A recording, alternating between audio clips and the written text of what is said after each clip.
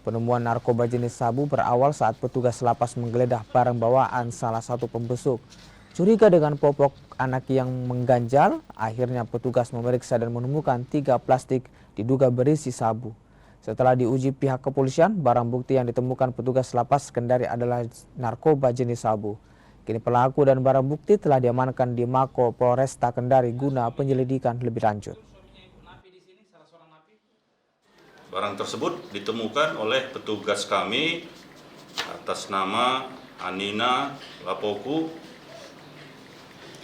yang disimpan di dalam popok balita tersebut.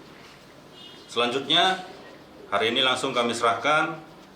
Tadi kami sudah berkoordinasi dengan Direktorat Reserse Narkoba Polda Sultra dan hari ini sudah hadir di sini Pak Kasat Narkoba Polresta Kendari. Kemudian untuk tindak lanjut dari adanya penggagalan ini, bahwa kami dari Sat Narkoba akan melakukan penyelidikan lebih mendalam, lebih jauh.